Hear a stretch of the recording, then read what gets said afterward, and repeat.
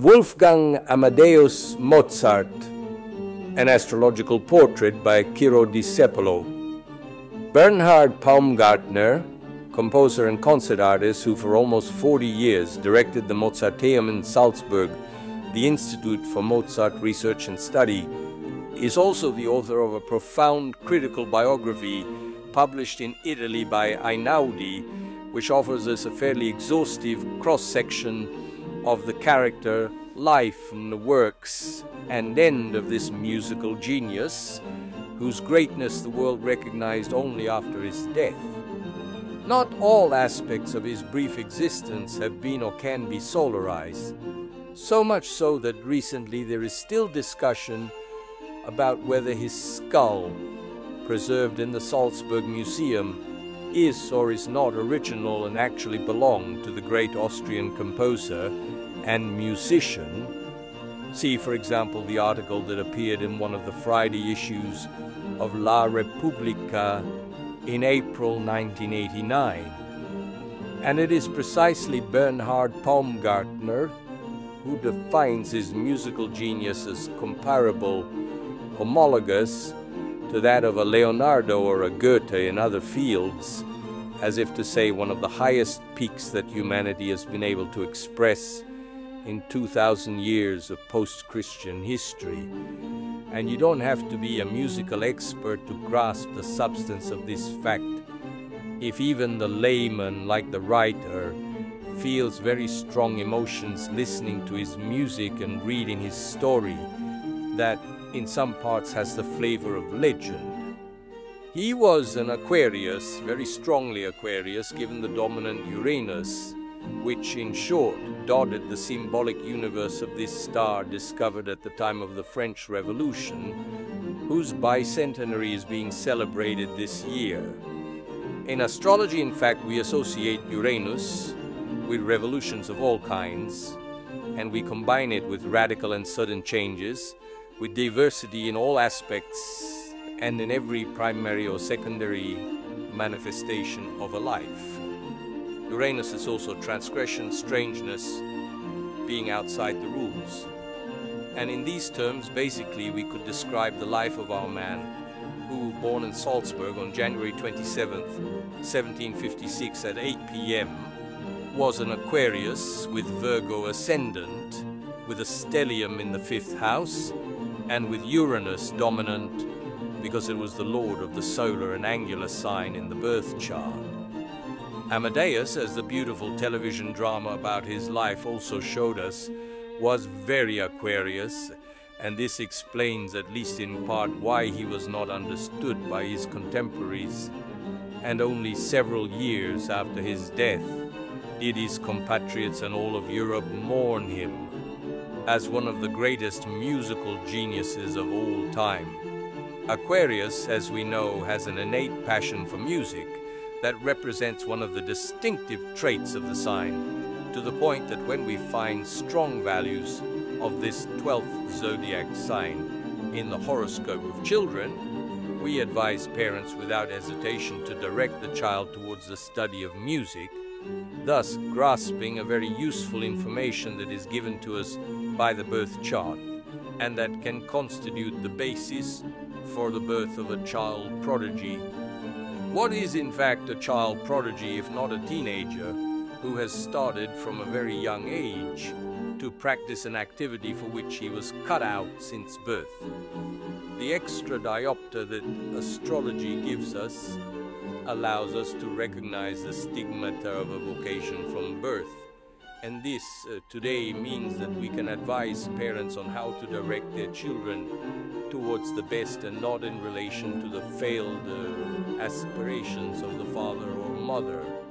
In our era, professional careers are thousands or tens of thousands, and it is becoming increasingly difficult to establish whether Tizio will be an astronaut or a telematics designer or a chancellor, but we are still given to recognize on the spot the large areas of interest that can include the expression of an individual's libido.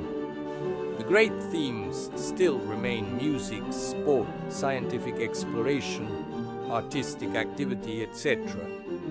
building a so-called child prodigy means then, especially today, immediately identifying the very strong inclination towards a specific activity and ensuring that the subject practices it from a very early age. Mozart was born to a musician father, good but not famous, who directed him towards music from an early age with an obstinacy that married very early with the subject's great love for it. Johann Georg Leopold Mozart broke down an open door by placing his first musical instrument in the very small hands of our child. Little Amadeus began playing and reading music at the age of 4, demonstrating an impressive familiarity with the 7 notes, to the point that very soon he was no longer satisfied with performing pieces written by others, and decided to create his own, thus beginning at the age of 6 his marvelous production that would make him one of the greatest musicians of all time. In my opinion, a horoscope shines not only when it is born under a dominant Jupiter, but whenever the symbols that the horoscope itself indicates through the drawings of its planetary composition are ridden from a very early stage.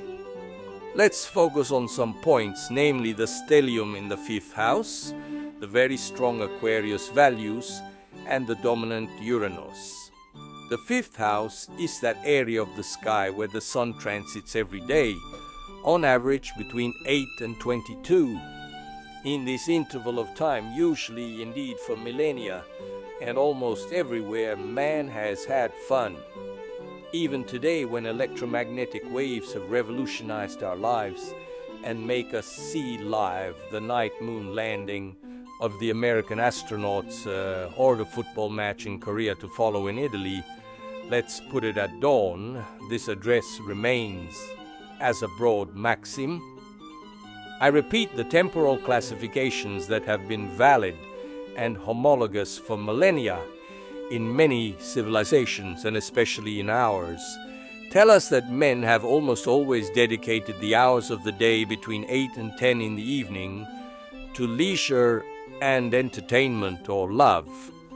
So much so that even today, with very few exceptions, even though we can watch about 40 different television networks, we are forced to watch in that part of the day the so-called shows of disengagement, relaxation, variety, music, ballet, etc. Those are also the hours in which we usually go to dinner or go out to make love. Well, then, it is no coincidence that those born or were born at that hour are intercepted by the stigmata of a libidinal direction related to the values of the 5th house. For this reason, Mozart, who could not watch television, who was spared the horrors of Japanese cartoons and the scourge of drugs or a childhood of poverty in the Brazilian, Turkish, African or Southern Italian favelas, placed in front of a harpsichord, was able to express all the power of his creativity, his 5th house in fact, in the direction of music, which remains one of the elective sectors of expression of this fascinating field. Not only that, but if we continue with this analysis that does not want to be apologetic at all costs, but simply textbook, we also realize that the music of the subject was not understood at all or completely understood by his contemporaries, so much so that figures much more modest than him, such as the Italian Antonio Salieri, obtained much more success, honors, prestige, and money. Only after several years did his compatriots, and subsequently the entire world, discover the full depth of Mozart's genius and celebrate him with due justice. It is the destiny of many Aquarians to not be understood, to go against the grain, to anticipate fashions and times by at least a quarter of a century. A nice friend of mine of the sign 20 years ago was among the first to wear jeans under a tuxedo jacket, provoking the contempt and even insults of her contemporaries and citizens. Today, the same grey dress, for that same need for distinction of the time, in a world that in this respect seems to have gone mad and associates any color with the strangest forges. Wolfgang, let us remember, was very much Aquarius, having 4 stars in the sign, and the dominant Uranus.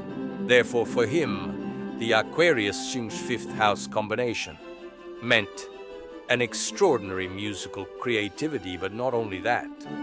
His heart often burned for women, and he ran after many girls, something for which I believe no man has ever lost face, just as today also happens for women who cultivate the same passion conjugated to the masculine of Aquarius. And Uranian Amadeus also had the marked taste of dressing well, and in any case in such a way as to always stand out from others. Mars in the 10th house tells us of his professional commitment. He worked very hard, and in the few years he lived he produced a lot. But Mars in the 10th were also his battles against censorship that then, as today and as always, would like to muzzle everyone to express only the stupidity of a power, however minimal it may be, from the direction of traffic to the presidency of a condominium. He was a simple man and tendentially moved by friendship, who did not know how to distinguish his enemies from those who praised him. He had many enemies, inspired by envy, to whom he addressed himself with all the openness of which an Aquarius is capable.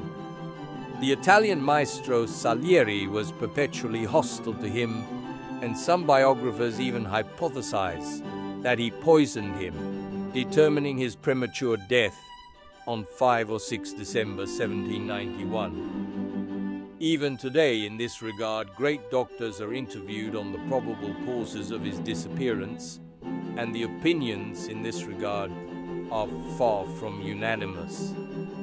But if Mozart did not achieve the extraordinary success he achieved in death during his lifetime, it cannot be said that he was completely unrecognized and ignored. The Marriage of Figaro, Don Giovanni, Così fan tutte, the Abduction from the Seraglio, and the Magic Flute, although not fully understood by his contemporaries, allowed him to live in good conditions and to achieve a certain celebrity, a celebrity that was perhaps greater in the early years of his life, when his father, revealing himself to be a skilled impresario, took him around Europe as a child prodigy, and several monarchs, queens, and great lords were crazy about him. Nevertheless, he died very poor and full of debts. Why, many will ask, with his beautiful Jupiter in the 2nd house. The explanation for this, in my opinion, lies in 2 fundamental points: the dominant Uranus and his great generosity. He was, in fact, the generous and non-selfish Aquarius, like many of his relatives who developed physical deafness to tangibly express their unwillingness to have anything to do with humanity. For this generosity he always spent a lot, starting with clothing, and gave to others more than his finances could allow him. Here then, Jupiter in the 2nd house meant, on the positive side, the great ability to earn, and on the negative side, the very little critical sense that was his terrible financial manager. The dominant Uranus characterizes existences full of twists and turns, great changes, ups and downs, bolts from the blue.